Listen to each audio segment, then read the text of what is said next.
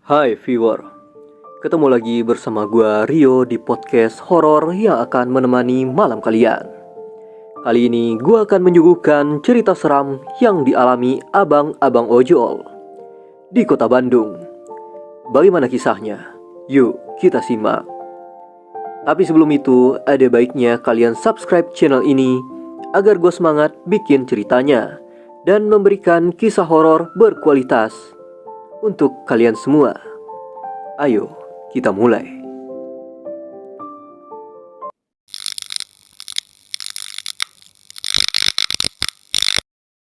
Cerita ini dialami oleh pengemudi ojol bernama Rudi. Rudi adalah seorang mahasiswa di salah satu kampus di kota Bandung. Karena ia ingin hidup lebih mandiri dan gak mau jadi beban keluarga dan beban orang tua, Rudi pun mengambil pekerjaan sampingan sebagai pengemudi ojol. Setelah jam perkuliahan selesai, Rudi mengaktifkan aplikasinya untuk mendapatkan orderan. Benar saja, beberapa menit menunggu Rudi mendapatkan orderan sore itu. Ke jalan Dr. Setiabudi. Oke, diambillah sama Rudi. Kelar dari sana, Rudi dapat orderan lagi. Kali ini di jalan Geger Kalong. Kebetulan menjelang maghrib. Luncurlah si Rudi dan ternyata customernya kali ini adalah cewek cantik. Seumuran lah sama Rudi. Si cewek ini mau ke Coblong. Ya udah, Ridi diantarlah sama Rudi. Di perjalanan, Rudi dan si cewek ini sempat ngobrol ringan. Sekedar basa-basi aja. Dari obrolan itu, Rudi dapat info bahwa si cewek ini kuliah di salah satu kampus di Bandung juga. Dan usianya ternyata lebih tua dari Rudi. Jadi si Rudi manggil teteh ke si cewek ini. Nah, si cewek ini namanya Rosmala. Kita panggil Teh Mala saja ya. Akhirnya sampailah si Rudi ke rumahnya Mala.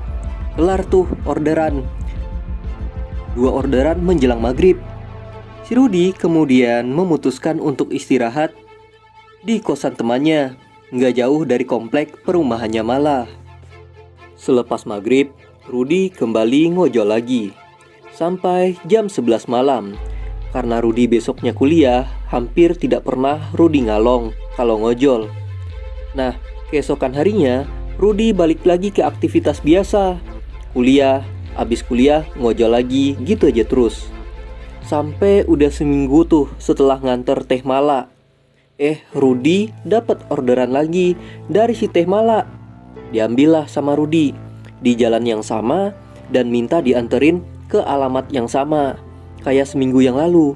Senanglah si Rudi nganter si Mala lagi kan. Akhirnya satset sampai. Naiklah si Mala ke motor. Siap Teh, tanya Rudi. Siap, kata Mala. Yuk berangkat. Berangkatlah mereka.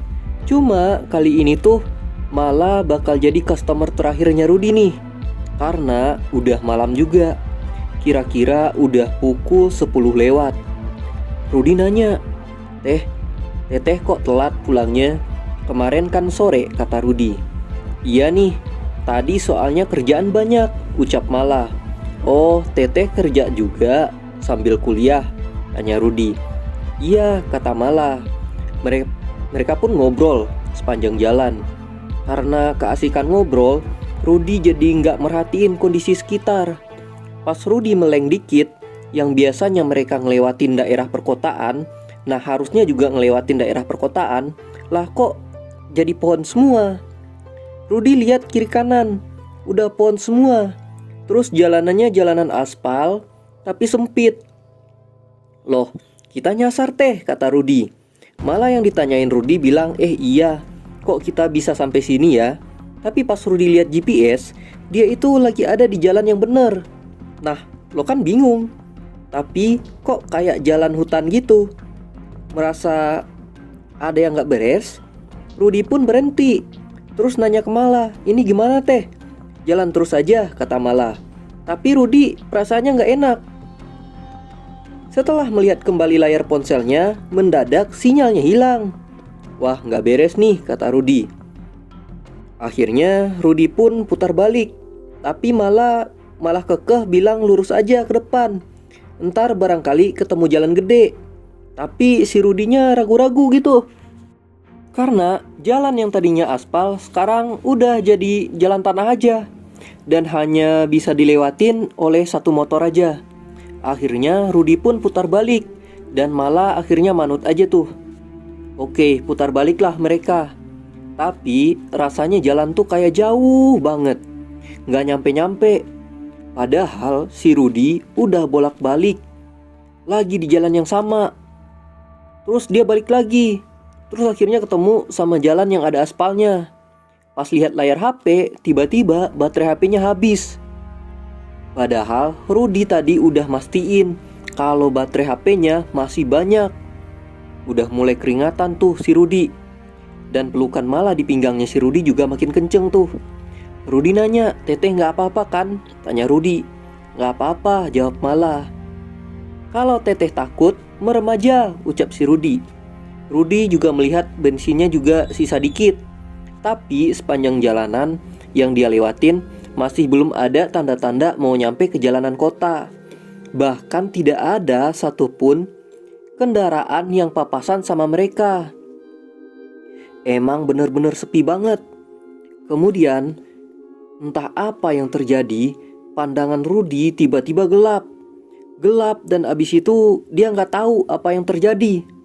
Bangun-bangun, si Rudi udah dikerubungin banyak orang. Celana jeans yang ia gunakan sobek di bagian lutut dan luka lecet di beberapa bagian tubuh, tapi nggak parah.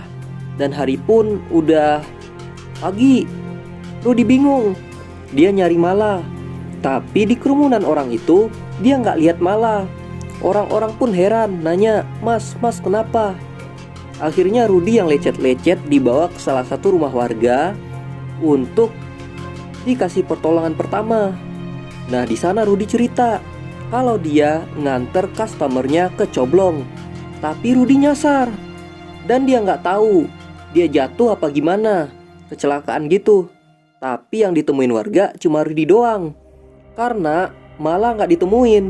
Karena Rudi bersikeras bahwa dia bawa penumpang. Akhirnya Rudi dan warga balik lagi tuh nyari si Mala ke lokasi jatuhnya Rudi. Tapi sampai siang malah nggak ketemu. Salah satu warga tuh nyaranin Rudi buat balik aja dulu ke Bandung. Karena tahu-taunya si Rudi ini ditemuinya di Sumedang. Akhirnya baliklah si Rudi ke Bandung. Di perjalanan Rudi jadi overthinking. Siapa sih yang dia anter? Masa setan? Masa bisa nyasar sampai Sumedang? Padahal terakhir kali nganter si Mala duitnya asli bukan daun. Berarti si Mala orang dong.